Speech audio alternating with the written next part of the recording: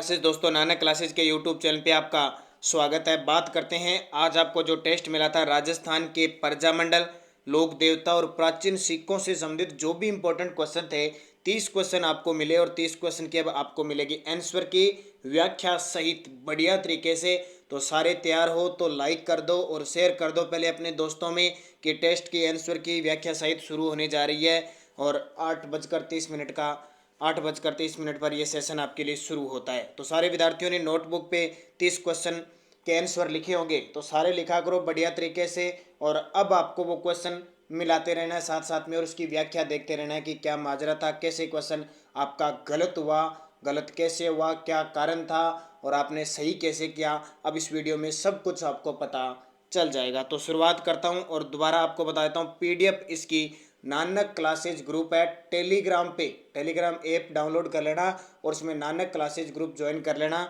PDF और हर रोज आपको जो टॉपिक है लगभग क्वेश्चन भी आपको पोल प्राप्त होते हैं और बड़े इंटरेस्टदार क्वेश्चन, और आप किसी भी प्रकार उन क्वेश्चनों में बोरिंग नहीं होंगे, क्योंकि अगर आपका सही है तो आपका गलत आंसर बता देगा और सही है तो सही का आंसर, गलत है तो गलत। तो इंटरेस्टदार वो क्वेश्चन भी आप किया करो। 500 से 700 विद्यार्थी तो उसको ज्वाइन कर रहे हैं।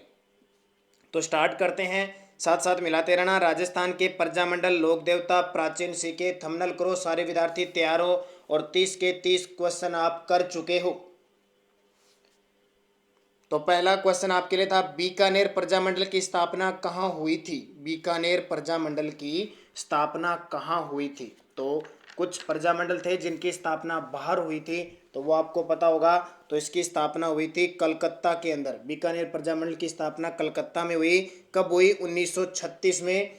और इसकी स्थापना किसने की थी, ये बहुत इंपॉर्टेंट है। तो मग्गाराम वैद्य के द्वारा इसकी स्थापना की गई थी। किसके द्वारा? मग्गाराम वैद्य। एक क्वेश्चन इसके साथ साथ आपको याद रखना है जो एग्जाम में आता है, बीकानेर राज्य परिषद की स्थापना 1942 में किसके द्वारा की गई? मग्गाराम, ये बीकानेर राज्य परिषद तो रघुवर गोयल के द्वारा की गई। ये क्वेश्चन एग्जाम में आ चुका है, इसलिए आप पटवारी वगैरह में देखोगे तो इस प्रजामंडल से बहुत सारे क्वेश्चन आए हुए हैं। और एक है शहीद बिरबल दिवस का संबंध किस प्रजामंडल से है? वो भी बीकानेर से है। ये सारी बातें आपके लिए इंपॉर्टेंट हो जाती हैं। दूसरा क्वेश्चन आपके लिए क्या था, भंवरलाल सराफ द्वारा किस प्रजामंडल की स्थापना की गई थी? भंवरलाल सराफ। तो कम से कम 15 से 20 प्रजामंडल है, उनका सन और संस्थापक आपको याद रखना ही रखना है। तो भंवरलाल सराफ ने कुशलगढ़ प्रजामंडल की स्थापना की थी। कब? तो 1942 में भंवरलाल सराफ ने की थी। अब ऑप्शन 4 है तो मैं बता देता हूं, बांसवाड़ा प्रजामंडल की स्थापना विनोद चंद्र व भूपेंद्र नाथ त्रिवेदी ने 1943 में की थी। कुछ कंफ्यूजिंग है, ध्यान रखना, अलग अलग किताबों में अलग अलग संस्थापक होते हैं, क्योंकि केयों के अध्यक्ष होते हैं, केयों के सदस्य होते हैं। फिर है किशनगढ़। तो किशनगढ़ प्रजामंडल की स्थापना कांतिलाल चौथानी ने की थी 1939 में, कांतिलाल चौथानी ने। और क्रोली प्रजामंडल की स्थापना तो मुंशी त्रिलोक चंद ने 1938-39 में की थी। अलग अलग ऑप्शन आते हैं, अलग अलग ध्यान रखना, तो चारों के चारों याद रख लेना। तीसरा है बाल मुकुंद बिस्सा का संबंध किस प्रजामंडल से है? बहुत ही इंपॉर्टेंट क्वेश्चन, अक्सर एग्जाम में इस क्वेश्चन को पूछा जाता है। तो बाल मुकुंद बिस्सा का जो संबंध है वो जोधपुर प्रजामंडल से है और 1942 में ये शहीद हो गए थे। बाल मुकुंद बिस्सा भूख हड़ताल करते हुए शहीद हुए थे। कौन? बाल मुकुंद बिस्सा, संबंध जोधपुर से। अब बात जोधपुर की आई है, यानी मारवाड़ की आई है। तो मारवाड़ प्रजामंडल के संस्थापक कौन थे? जयनारायण व्यास थे। ध्यान रखना, कब? 1934 में इसकी स्थापना की थी। किसकी? मारवाड़ प्रजामंडल की। आपसे पूछे मारवाड़, एक और है मारवाड़ लोक परिषद, ये भी क्वेश्चन कई बार पूछा जाता है। मारवाड़ लोक परिषद की स्थापना कब हुई? 1938 में। किसके नेतृत्व में? जयनारायण व्यास के नेतृत्व में। और एक और याद रखना, अखिल भारतीय देसी राज्य लोक परिषद की स्थापना, सुन लेना, ये क्वेश्चन एग्जाम में आते हैं, सन इनका। अखिल भारतीय देसी राज्य लोक परिषद की स्थापना 1927 में की गई थी। कब? 1927 में। 4 नंबर, मारवाड़ लोक परिषद की स्थापना कब हुई? तो ये क्वेश्चन मैं आपको दे चुका हूं, बहुत ही इंपॉर्टेंट। तो मारवाड़ लोक परिषद की स्थापना हुई थी 1938 में, 1938 में। 5 नंबर, दुर्गा देवी शर्मा का संबंध किस प्रजामंडल से था? तो कुछ महिलाओं का भी योगदान था। तो दुर्गा देवी शर्मा का संबंध था जयपुर प्रजामंडल से। किससे? जयपुर प्रजामंडल से। अब क्वेश्चन आ जाए, मारवाड़ प्रजामंडल का संबंध किन महिलाओं से था? तो ध्यान रखना, एक तो थी महिमा देवी किंकर, एक थी रमा देवी और एक थी कृष्णा कुमारी।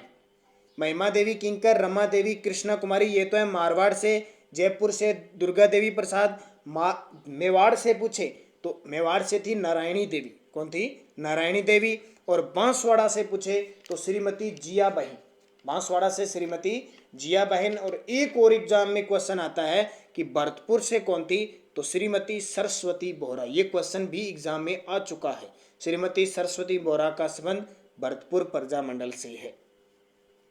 6 नंबर, शहीद बिरबल दिवस जुलाई 1946 को बनाया गया, इसका संबंध किस प्रजामंडल से है? ये क्वेश्चन भी पिछले साल पटवारी के अंदर आ चुका है। शहीद बिरबल दिवस, और ये आपको देखा होगा इंदिरा गांधी की एक जो लिफ्ट नहर है उसका नाम भी जो निर्माणाधीन है उस पर रखा गया। शहीद बिरबल दिवस जुलाई 1946 को तो किस प्रजामंडल से है? अभी मैंने आपको बताया था बीकानेर प्रजामंडल से है। और ये शहीद दिवस 12 जुलाई किसान दिवस के रूप में भी इसको बनाया गया। अलग अलग गाइडों में अलग अलग तारीख है, ध्यान रखना। जुलाई केओ में 6 जुलाई भी दे रखा है, तो आपको सिर्फ याद रखना है शहीद बिरबल दिवस। किस प्रजामंडल की स्थापना विजयदशमी के दिन हुई थी? किस प्रजामंडल की स्थापना विजयदशमी के दिन? तो ये भी आपके लिए इंपॉर्टेंट है। जल्दी से कमेंट में साथ साथ में जवाब देते रहा करो ताकि आपको कोई दिक्कत ना हो और आप क्वेश्चन गलत ना करो। साथ साथ में दोगे तो आपका इंटरेस्ट बना रहेगा वीडियो में और साथ साथ में क्वेश्चन मिलाते रहो। तो कोटा प्रजामंडल की स्थापना विजयदशमी के दिन हुई थी। किसकी? जिसकी स्थापना नैनू राम शर्मा ने 1938 में की थी। तो विजयदशमी यानी अश्विन शुक्ल दशमी को। 8 नंबर, पंडित जवाहरलाल नेहरू ने विश्व का 8वां आश्चर्य की संज्ञा किसे दी?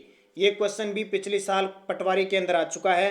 पंडित जवाहरलाल नेहरू ने विश्व का 8वां आश्चर्य की संज्ञा तो ये जैसलमेर रियासत को दी। किसको? जैसलमेर। और जैसलमेर प्रजामंडल की स्थापना 1945 को मिठालाल व्यास के द्वारा की गई। किसके द्वारा? मिठालाल व्यास। और जवाहर दिवस, पंडित जवाहरलाल नेहरू थे तो जवाहर दिवस का संबंध भी पूछ ले तो आप क्या बताओगे?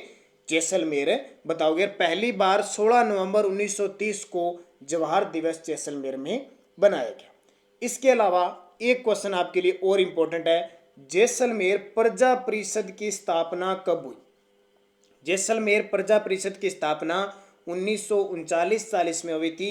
शिव शंकर गोपा और मिठालाल व्यास के द्वारा की गई। शिव शंकर गोपा और मिठालाल व्यास के द्वारा। तो बात समझ में आ गई होगी। जल्दी से थंबनेल कर लो अगर वीडियो की व्याख्या आपको बढ़िया तरीके से समझ में आ रही है। तो नहीं आ रही है तो अभी मुझे कमेंट करके बताओ और थंबनेल करो फटाफट सारे विद्यार्थी। और जो नए जुड़े हैं वो फटाफट लाइक कर दो वीडियो को, क्योंकि लाइक जितने आप देख रहे हो उतने लाइक नहीं मिल रहे हैं, सपोर्ट नहीं मिल रही है। तो आप लाइक क्या करो सारे विद्यार्थी।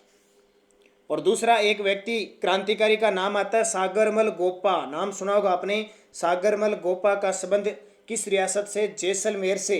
जिन्होंने पुस्तक लिखी थी देश के दीवाने यानी आज़ादी के दीवाने।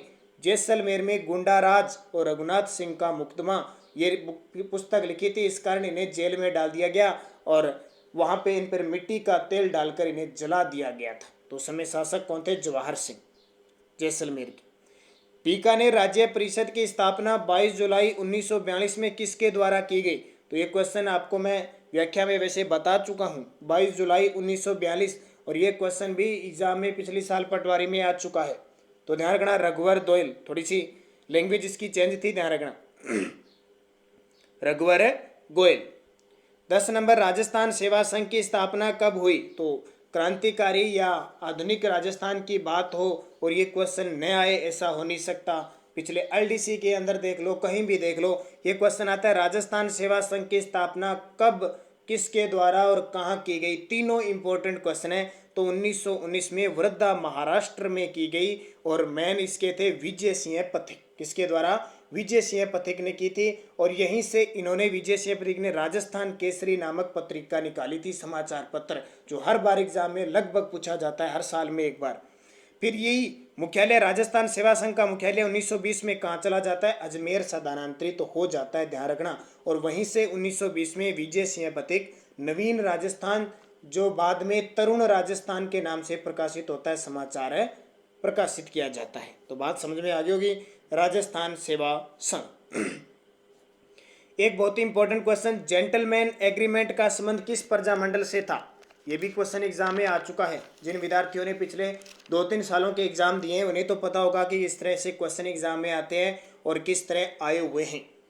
तो जेंटलमैन एग्रीमेंट का संबंध किस प्रजामंडल से है? तो जयपुर प्रजामंडल से है। अब जयपुर प्रजामंडल का ध्यान रखना, 1931 में पहली बार इसकी स्थापना होती है कपूर चंद पाटनी के द्वारा, लेकिन दोबारा 1936 में इसी को जमुना लाल बजाज के द्वारा पुनर्गठित किया जाता है। कब? 1936 में। ध्यान रखना, बहुत ही इंपॉर्टेंट है। हालांकि 1936 में इसको चिरंजी लाल और हीरालाल शास्त्री के द्वारा पुनर्गठित किया जाता है, लेकिन एक बार फिर वो समाप्त हो जाता है। 1938 में इसको फिर जमुना लाल बजाज के द्वारा पुनर्गठित किया जाता है, जो आगे तक चलती है।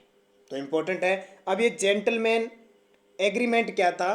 तो ध्यान रखना, हीरालाल शास्त्री थे प्लस जयपुर के प्रधानमंत्री थे सर इस्माइल मिर्जा के साथ एक समझौता हुआ कि जयपुर प्रजामंडल को कह दिया कि आप भारत छोड़ो आंदोलन में भाग नहीं लोगे और हम आपको जितनी भी कर वगैरह है, जो भी हमने आपके कैदी वगैरह है उनको छोड़ देंगे, आपको रियायती दे देंगे, किसानों को रियायत दे देंगे। इस कारण क्या हुआ, हीरालाल शास्त्री ने इनकी मान ली और जयपुर प्रजामंडल ने भारत छोड़ो आंदोलन में भाग नहीं लिया। ये कहलाता है जेंटलमैन एग्रीमेंट। ध्यान रखना। तो 1940 में इसके अध्यक्ष थे हीरालाल शास्त्री, जयपुर प्रजामंडल के। अब क्या हुआ कि जयपुर प्रजामंडल ने भाग नहीं लिया, तो इससे जयपुर प्रजामंडल से अलग होकर 1942 में आजाद मोर्चा नामक एक संगठन बना। आजाद मोर्चा बाबा हरिश्चंद्र और रामचरण के नेतृत्व में बना और उन्होंने क्या किया, जयपुर की तरफ से आजाद मोर्चा नाम से भारत छोड़ो आंदोलन में भाग लिया था। ये बात आपको पता होगी। और जयपुर में ही पहली बार 1946 में उत्तरदायी सरकार बनी, यानी खुद की मंत्रिमंडल वगैरह सारा बना के और खुद की सरकार चलने लगी। 12 नंबर, भारत छोड़ो आंदोलन के तहत राजस्थान के किस प्रजामंडल ने भाग नहीं लिया? तो मैंने अभी आपको बता दिया, जयपुर प्रजामंडल ने भाग नहीं लिया। निम्न में से कौन सा लोक देवता पंच पीरों में शामिल नहीं है? तो अब क्वेश्चन आगे लोक देवता के। तो लोक देवता जो लोगों में पूज्य है, अलग अलग लोक देवता सबके अलग अलग पूज्य हैं, तो वो अब क्वेश्चन पूछा जाएगा पंच पीरों में शामिल नहीं है। तो आपके लिए ये क्वेश्चन बहुत इंपॉर्टेंट है। एक सूत्र याद रख लेना जो मैं बता रहा हूं, मेरा बापू गोरा है। मेरा बापू आसान सा है, बड़ा सरल याद रहेगा, क्योंकि मेरा बापू गोरा है, बापू का नाम आते ही याद रह जाएगा। ठीक है, मेरा बापू गोरा है। मे से मेहाजी, रा से रामदेव जी, क्योंकि 5 ही पीर है। बापू को सारा उल्टा कर देना, क्योंकि बापू बहुत खतरनाक होते हैं, उल्टे होते हैं। बापू पै और आ की मात्रा बा के है, वो पा के लगा देना। ऊ की मात्रा पै के है, वो बू के लगा देना, पाबू जी। गो से गोगा जी, रा से वापिस रामदेव जी, करना चाहो तो करने तो साइलेंट हो जाएगा। है से हड़बू जी। तो मेरा बापू गोरा है। तो यहाँ क्या था, गोरा है, इसका मतलब तेजा जी नहीं है। यहाँ पे गोगा जी है, रामदेव जी है, पाबू जी है, हड़बू जी है और मेहा जी मांग लिया है। तो ये 5 पीर हो गए। फिर आता है 14 नंबर, गोगा जी के बारे में असत्य बताना है आपको। गोगा जी पीर, तो देखो पत्नी केमल थे, तो सही है एकदम। सांपों के देवता हैं, ये भी सही है।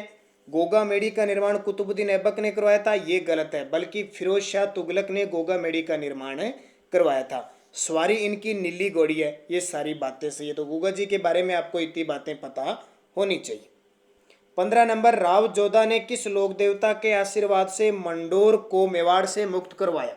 मंडोर को मेवाड़ से मुक्त करवाया, तो किसकी सहायता से? ध्यान रखना, हड़बू जी की सहायता से। जो सगुन शास्त्र के ज्ञाता है हड़बू जी, बुंडेल नागौर में इनका जन्म हुआ था और पूजा स्थल है बेंगटी फलोदी के अंदर। और इनकी गाड़ी की पूजा होती है। गुरु इनके बालीनाथ और रामदेव जी के क्या थे? मुसेरे भाई। वाहन इनका कौन सा है? तो कई बार पूछ लिया जाता है निम्न में से किस लोक देवता का वाहन घोड़ा नहीं था? तो हड़बू जी का सियार था। ध्यान रखना। तेजा जी के बारे में असत्य बताना। देखिए क्वेश्चन मैंने थोड़े से गहराई से, इसलिए हालांकि गहराई से नहीं है, लेकिन असत्य बारे मैंने ज़्यादा पूछा है। क्यों? क्योंकि ताकि उनसे संबंधित आपको सारी चीज़ें पता लग जाए, ताकि आपको दिमाग थोड़ा घुमाया जाए, आपको थोड़ा सा मनन करने में टाइम लगे भी इस क्वेश्चन का हैंडल कैसे करना है। देखो घोड़ी लीलन है, सही है। मेला भाद्रपद शुक्ल दशमी को तेजा दशमी को लगता है। पुजारी घोड़ला कहलाता है, ये भी सही है। मृत्यु सेंद्रिया अजमेर में हुई थी, ये गलत है। इनको सेंद्रिया नामक स्थान पर सांप ने क्या है? डसा था। और सुरसुरा नामक स्थान पे इनकी मृत्यु हुई थी। याद रखना, सुरसुरा किशनगढ़ के अंदर है, सेंद्रिया भी अजमेर के अंदर है, तो ये ध्यान रखना। और पेमल की सहेली थी, इनकी पत्नी कौन थी? पेमल। पेमल की सहेली लांछा गुजरी की गाय छुड़ाते वक्त ये घटना होती है, नाग देवता इन्हें डसते हैं और इनकी मृत्यु होती है। तो ये सारी चीज ध्यान रखना। इनका जो मेन स्थल है इष्ट देवता वो अजमेर के हैं और इनकी कर्म भूमि है दुगारी बूंदी के अंदर। कई बार एग्जाम में पूछ लिया जाता है सारे के सारे क्वेश्चन। 17 नंबर, लोक देवताओं की पत्नियों से संबंधित असंगत बताइए। पत्नियां, माता, पिता, जन्म स्थान, यही लोक देवता में कंफ्यूजिंग होती है, बाकी कहीं नहीं होती। तो देखो, देवनारायण जी की पत्नी पीपल दे, ये सही है। बाबू जी की पत्नी फुलम दे या सुप्यार दे, ये सही है। मेहाजी मांगलिया की पत्नी जेतल दे, ये गलत है। मेहाजी मांगलिया की पत्नी का कोई विवरण नहीं मिलता है और है भी नहीं। तो गोगा जी केमल दे। देखो, तीन हमें पता है क्लियर रूप से भी इनकी पत्नियां ये है, तो हमारा ऑप्शन के हिसाब से क्या हो जाएगा? मेहाजी मांगलिया। अब हमें पता नहीं है मेहाजी मांगलिया की पत्नी कौन है, क्योंकि एग्जाम में नई बुकों में ज्यादातर क्लियर रूप से लिखा हुआ, तो मेहाजी मांगलिया की जेतल दे नहीं है। 18 नंबर, निम्न में से लोक देवता के बारे में असत्य बताइए। देखिए, क्वेश्चन स्पेशल इसलिए असत्य लेके आए ताकि आप बढ़िया तरीके से इन्हें क्लियर कर सके। थोड़ा टाइम लगे, क्योंकि 30 क्वेश्चनों के लिए आपको 30 मिनट लगते हैं, तो कम से कम 20-25 मिनट लगाएं आराम से करके। आलम जी का मूल नाम जेतमलोत राठौड़ था, सही है, ये क्वेश्चन एग्जाम में आ चुका है, ध्यान रखना। फत्ता जी का संबंध सांथू गांव जालोर से है, ये बात भी सही है। बरसात के देवता झुंझार जी है, ये गलत है। बरसात के देवता कौन है? मामा देव है। कौन है? बरसात के देवता मामा देव है, जिन्हें भैंसे की बलि चढ़ानी पड़ती है। मल्लीनाथ जी का मेला चैत्र माह में लगता है, ये सही है, चैत्र माह में लगता है, लूणी नदी के किनारे। और मल्लीनाथ जी को आपको पता होना चाहिए, राजस्थान का सबसे प्राचीन पशु मेला मल्लीनाथ पशु मेला है। 19 नंबर, देव बाबा के बारे में असत्य बताइए। ये देव बाबा, क्या इनका वाहन भैंसा है? देव बाबा, तो वाहन तो इनका भैंसा है। पूजा स्थल नीम का पेड़ है, ये भी सही है। मंदिर इनका पंचोटा गांव जालोर में है, ये गलत है। ये पंचोटा गांव जालोर में तल्लीनाथ जी का मंदिर है, ध्यान रखना। किसका? तल्लीनाथ जी का मंदिर है। तो इनका मंदिर कहाँ होगा फिर? तो नगला जहाज जय भरतपुर में है। नगला जहाज भरतपुर में है। ग्वालों के लोक देवता है, ये सही है। पशु चिकित्सक और ग्वालों के लोक देवता देव बाबा। तो असत्य कौन सा हो गया? मंदिर वाला। 20 नंबर, उपनामों से संबंधित लोक देवता के बारे में असत्य बताइए। कल्ला जी को बाल ब्रह्मचारी और कल्याण के देवता कहते हैं, सही बात है। देवनारायण जी को उद्दल भगवान कहा जाता है, ये भी सही है। तेजा जी को सांपों के देवता कहते हैं, गलत बात है। बाबू जी को प्लेग रक्षक देवता कहते हैं, सही बात है। तेजा जी को सांपों व नागों के देवता कहा जाता है। बल्कि सीधा क्वेश्चन आ जाए सांपों के देवता तो गोगा जी, सांपों व नागों के देवता पूछे तेजा जी। ध्यान रखना, बहुत ही इंपॉर्टेंट क्वेश्चन है, दोनों में कंफ्यूज मत होना। और बाबू जी प्लेग रक्षक देवता, तो असत्य हो गया। 21 नंबर, वाहनों से संबंधित, इनके वाहनों से संबंधित लोक देवताओं में असत्य बताइए। देखिए, सारे क्वेश्चन आपके लिए इंपॉर्टेंट है और इंपॉर्टेंट सेशन है ये। जल्दी से थंबनेल कर दो मुझे कि आपको ये वीडियो पसंद आ रहा है, और सारे विद्यार्थी लाइक करो। जिसने लाइक नहीं किया अभी तक भूला हुआ, वो लाइक कर दो सारे। रामदेव जी का घोड़ा नीला घोड़ा सही है। गोगा जी की नीली घोड़ी सही है। हड़बू जी की किरड काबरा गलत है, क्योंकि मैंने अभी बताया था हड़बू जी का घोड़ा नहीं है बल्कि सियार है, सियार। तो किरड काबरा किसका है? जल्दी से कमेंट करके मुझे बताओ किस लोक देवता का घोड़ा किरड काबरा है। और देवनारायण जी का लीलागर, देवनारायण जी का लीलागर। तो ये लोक देवताओं से संबंधित इंपॉर्टेंट बातें हैं। तो किरड काबरा है मेहाजी मांगलिया का। 22 नंबर देखिए, निम्न में से किस लोक देवता का प्रतीक चिन्ह सर्प नहीं है? देखिए, बहुत इंपॉर्टेंट, सर्प नहीं है, ध्यान रखना। कौन से लोक देवता है? देवनारायण जी का तो है, तेजा जी का भी है, केसरिया कुंवर जी का भी है, और पाबू जी का नहीं है। पाबू जी का भाला लीवे अश्वारोही प्रतीक चिन्ह है, भाला, सही रूप से भाला, सर्प नहीं है। तेजा जी का भी है और देवनारायण जी का। केसरिया कुंवर जी कौन है? ये गोगा जी के पुत्र है। जेल प्रहरी 2017 के अंदर क्वेश्चन आया था कि केसरिया कुंवर जी किस लोक देवता के पुत्र है? तो गोगा जी के पुत्र। क्वेश्चन आ चुका है, ध्यान रखना। 23 नंबर देखिए, पाबू जी के बारे में असत्य बताना आप। पाबू जी महाराज जो लोक देवता है, पाबू जी का संबंध राठौड़ वंश से है, एकदम सही बात है। इनकी माता कमलादे है, एकदम सही बात है। पूजा स्थल कोल्लू गांव फलोदी जोधपुर है, एकदम सही बात है। इनकी फड़ सबसे लंबी है, गलत। इनकी फड़ सबसे लोकप्रिय है और रेबारी जाति के ऊंट जब बीमार हो जाता तब पूजते हैं, ध्यान रखना, क्योंकि ऊँटों की पालक जाति और ऊँटों के आराध्य देव कौन है? बाबूजी। सबसे लंबी फड़ देवनारायण जी की है, सबसे लंबी, सबसे छोटी और सबसे प्राचीन फड़ देवनारायण जी की है, जिन पे 1992 में डाक टिकट जारी हो चुका है। तो ये क्वेश्चन गलत हो जाएगा। 24 नंबर, जन्म से संबंधित लोक देवताओं में असत्य बताइए। जन्म, क्या बाबूजी का जन्म कोल्लू गांव फलोदी में हुआ था? सही बात है। तो सारे विद्यार्थी जो टॉपिक दिया जाता है उसको पढ़ा करो, आप रीडिंग लगाओगे तभी वीडियो समझ में आएगा, क्वेश्चन समझ में आएंगे, वैसे नहीं आएंगे, ध्यान रखना। तो बहुत सारे विद्यार्थी सीधा वीडियो देखते हैं, तो बढ़िया तरीके से पूरे 1 या 2 ही घंटे पढ़ने होते हैं, आप सारा क्लियर कर सकते हो। हड़बू का बापनी जोधपुर में है। हड़बू का अगर आपको पता है तो ही क्वेश्चन आपने, तो गलत है, हड़बू का बापनी जोधपुर में नहीं है। हड़बू का जन्म बुंडेल नागौर में हुआ था। तेजा जी का खरनाल नागौर में, सही है। रामदेव जी का उड़कासमेर शिव तहसील बाड़मेर, ये भी सही है। तो हड़बू वाला गलत हो जाएगा। 25 नंबर, लोक देवताओं में एकमात्र लोक देवता जो कवि भी थे, तो ये तो आपको पता है रामदेव जी थे, और इनके गीत भी सबसे लंबे हैं, भजन यानी गीत कहते हैं। और लोक देवता थे 24 बाणियां इन्होंने ग्रंथ लिखा था। राम सापेर सांप्रदायिक सौहार्द्र का सबसे बड़ा मेला इनका लगता है, कृष्ण के अवतार इन्हें कहा जाता है। 26 नंबर, रामशाही, कटारशाही, चेहरेशाही सिक्के किस रियासत में प्रचलित थे? रामशाही, कटारशाही, तो सिक्कों से संबंधित भी टॉपिक था, तो 2-3 क्वेश्चन आपके लिए सिक्कों से संबंधित हो गए, ताकि आपको ये भी याद करने। तो ध्यान रखना, रामशाही, कटारशाही और चेहरेशाही सिक्के थे बूंदी के। कहाँ के थे? ध्यान रखना, बूंदी का एक पुराना रुपया 11 सना, ये भी बूंदी का है, ध्यान रखना। डूंगरपुर के पूछे तो उदयशाही, त्रिशूलिया और शालिम शाही। जयपुर के पूछे तो जाड़शाही, मोहम्मद शाही। और अगर मेवाड़ के पूछे तो चांदोड़ी, स्वरूप शाही, शाह आलमी और मुगल सिक्का एलची मेवाड़ के थे। 26 नंबर, धरण या पण किस रियासत में मिले हैं? धरण या पण सिक्के किस रियासत में मिले हैं? तो ध्यान रखना, धरण या पण सिक्के हैं टोंक के अंदर मिले हैं, स्थान है रेड टोंक, ध्यान रखना रेड टोंक, और ये चांदी के 375 पंचमारक सिक्के मिले हैं। अब आपसे पूछे प्रतापगढ़ के कौन कौन से सिक्के हैं, तो प्रतापगढ़ के ध्यान रखना शालिम शाही, मुबारक शाही और सिक्का मुबारक लंदन। तो ये इंपॉर्टेंट है, कई बार एक आधा सिक्के से नॉर्मल सा क्वेश्चन आता है, आसान सा अगर क्वेश्चन पूछा जाएगा तो। 28 नंबर, शालिम शाही व मुबारक शाही कहाँ के प्रचलित सिक्के हैं? तो अभी मैंने बता दिए प्रतापगढ़ के हैं। तमच्चा शाही सिक्के किस रियासत में प्रचलित है? ये क्वेश्चन एग्जाम में आ चुका है अभी। तमच्चा शाही सिक्के धौलपुर के हैं। कहाँ के? धौलपुर के। अगर आपसे पूछे अलवर के, तो अक्खे शाही और रावशाही, अक्खे शाही और रावशाही कहाँ के? अलवर के। और ध्यान रखना, अलवर राजगढ़, जो अलवर के अंदर राजगढ़ है, वहां पे अलवर राज्य की टकसाल थी। शाहपुरा के पूछे तो ग्यारस संद्रा और माध्य सिंह था। 30 नंबर, लास्ट क्वेश्चन, झाड़शाही सिक्के किस रियासत में प्रचलित थे? झाड़शाही, ये क्वेश्चन एग्जाम में बहुत बार आता है, ज्यादातर इसको पूछा जाता है, तो जयपुर रियासत में प्रचलित थे। ये झाड़शाही सिक्के का मतलब क्या आता है कि इन सिक्कों के ऊपर 6 टहनियों के झाड़ का सा चित्र था, ध्यान रखना, इसलिए इनको झाड़शाही सिक्के कहा जाता है। तो ये 30 क्वेश्चन कल का टॉपिक देखिए, बहुत ही इंपॉर्टेंट है। राजस्थान का एकीकरण और लोक देवियों से संबंधित आपको टॉपिक पढ़ना है, बढ़िया तरीके से आप इनको पढ़ना, ताकि शाम का टेस्ट दे सको। तो अब मुझे जल्दी से बता दो कितने क्वेश्चन आपके सही हो रहे 30 में से।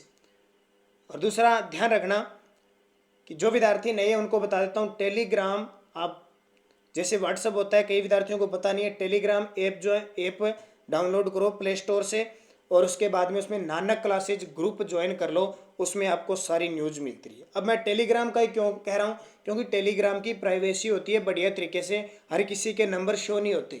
अब मैंने व्हाट्सअप ग्रुप बना रखे हैं, लेकिन जल्द ही उन्हें मैं समाप्त करने वाला हूँ, क्योंकि उनमें ये समस्या होती है कि कुछ गर्ल्स होती है, बॉयज होते हैं, तो उनमें क्या है, एक दूसरे के नंबर आपको दिखाई दे देते हैं, और आप बहुत सारे विद्यार्थी मैंने देखे हैं गर्ल्स के जो नंबर होते हैं उनका गलत यूज करते हैं। तो कुछ एक गर्ल्स के मेरे पास कॉल भी आ चुके हैं कि आपने हमें जिस ग्रुप से जोड़ा है वहाँ से हमारे मोबाइल नंबर उठाए गए हैं और हमें परेशान किया जा रहा है। तो इस कारण मैं जल्द ही उन ग्रुपों को समाप्त करने जा रहा हूँ, क्योंकि जो पढ़ने की जिसको लगता है मनन बना रखा है और जिसका लक्ष्य है वो तो इस तरह की हरकत करेगा नहीं, लेकिन कुछ अपवाद होते हैं, क्योंकि हर एक दो पहलू होते हैं हर चीज़ के, एक नेगेटिव एक पॉजिटिव। बहुत सारे विद्यार्थी इसमें अनलाइक भी करते हैं, बहुत सारे विद्यार्थी इस वीडियो को अच्छा भी नहीं समझते, कुछ को अच्छा भी लगता है। तो हर एक चीज़ के ध्यान रखना, नेगेटिव पॉजिटिव दो होते हैं। तो वो चीज़ आपने टेंशन नहीं ली, हमें पॉजिटिव सोचना है, पॉजिटिव काम करना है, दुनिया चाहे क्या करे ध्यान रखना। अगर हम इस बात को लेकर चलते तो आज तक हम यूट्यूब चैनल बंद कर देते, क्योंकि बहुत सारे नेगेटिव शरारती विद्यार्थी भी होते हैं जो सिर्फ खराब करने के लिए चैनल पे आते हैं या मिस्टेक से। तो आपको इस चीज़ पे ध्यान नहीं रहना है, सिर्फ आपका लक्ष्य है, आपको पढ़ना है, पॉजिटिव सोचना है, किसी भी प्रकार की गलत हरकत न है तो आप कमेंट में करनी है, न बात बढ़िया तरीके से आराम से पढ़ते जाओ। अगर आप सही हो तो दुनिया आपके लिए सही है, अगर आप गलत हो तो दुनिया आपके लिए गलत है। जैसे सोचोगे वैसा ही आपका दिमाग हो जाएगा। हमेशा सच्चे मित्र के साथ रहना होता है, ऐसे मित्र बनाओ जो हमेशा आपका सहयोग करे, आपकी मदद करे, आपका भला चाहे। तो ऐसे आपको पता लग जाए कि ये विद्यार्थी है मित्र पढ़ने के लायक नहीं है, सिर्फ हमें खराब करना चाहता है, तो उससे दूर रहे, तभी हम लक्ष्य को प्राप्त कर सकते हैं। तो मन को एडिग रखना है और जो टेस्ट आपको दिया जाता है उसको बढ़िया तरीके से पढ़ना है। सारे विद्यार्थी मुझे बताया करो आपके क्वेश्चन कितने सही है, पीडीएफ आपको मिल जाती है, पीडीएफ आप दोबारा उसको पढ़ा करो, ताकि क्वेश्चन एक बार पढ़ लिया, फिर टेस्ट दे लिया, फिर आंसर मिला लिया, फिर वीडियो देख लिया और फिर पीडीएफ दोबारा देख ली तो आप कभी नहीं भूलोगे। तो इसी के साथ धन्यवाद। जय हिंद, जय भारत।